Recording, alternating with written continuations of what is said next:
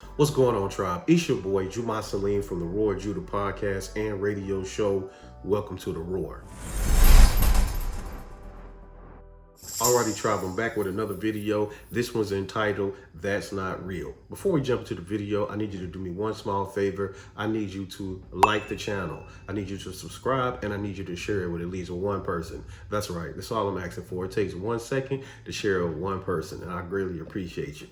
That's Not Real is the title of this video. I want to share a note from my personal notes. It simply says, imagine overthinking about the outcome and waiting for the bad thing to happen. Fear only works when you believe in the failure. My goodness, it was so good. I had to do a video about it, and I'm sharing it with you. Again, for the person in the back and for my note takers, imagine overthinking about the outcome and waiting for the bad thing to happen.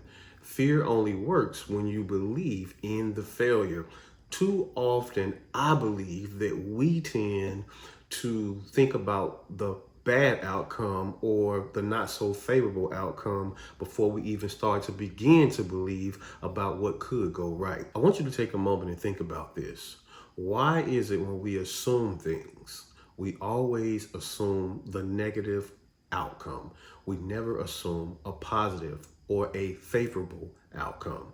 It's simply because fear has created a stronghold in your mind, and during your scene and scenario setup, you think of all the ways that it could possibly go wrong. And here's the crazy part. Fear needs your imagination to survive. I'm gonna say it again for my note takers and my readers. Fear needs your imagination to survive. Here's the simple equation. Fear cannot exist if you do not create scenes and scenarios or assume that negative things will happen. Without that, fear has no chance of surviving. Let me give you scripture. 2 Timothy 1:7 simply says, for the Spirit God gave us does not make us timid, but gives us power, love, and self-discipline. With those three attributes, you are unstoppable. But the very first thing that you have to remember is that fear cannot survive without your imagination. God has not given us a spirit of fear. We are not to be timid. We are to be bold. We are to be confident, and we are to be hopeful. Here's the thing that I want you to understand. Fear can only grow if you feed it. I'm going to say it again for my note takers. Listen, fear can only grow if you feed it. And the only way that it survives is through your imagination. Again, you feed it, you imagine, it happens.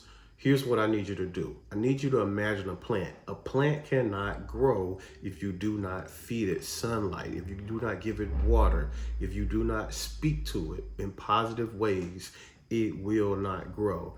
What are you feeding your fear? For the person who may be fighting to believe again, it can happen. Fighting to trust yourself is so important. As I'm looking at my note here, listen to this. Fighting to see yourself the way God sees you is a fight that never ends because we are constantly being bombarded by the enemy to see ourselves in a negative light. Several years ago, I was homeless with my 3-year-old son at the time, and he's now 15. But my biggest fear was that I was never going to get out of my circumstance. And as long as I have that belief, nothing changed. The moment that I started to believe that things would get better, my life began to evolve simply because I changed my perception. I changed the way that I talked, and I changed the way that I saw things. Even though my circumstances said something different, in my mind, I created scenes and scenarios that helped me believe that what I wanted, what I desired, would manifest, and that God would see me to the other side. Now, I know that that's possibly hard to believe for some people because you're in a very dark and low place, but here's the truth of the matter. Things won't change until you are ready to make the change, and that's what happened in my story. I had to be willing to make the change, and the change always starts in your heart and in your head. If you can change those two things in those two places, your life will begin to thrive in a way that you've never even imagined. Alrighty, tribe, as I get ready to close out, I simply want to leave you with this message. Stop rehearsing your failure. I need you to believe that your life can change when you stop feeding your fear. And on that note,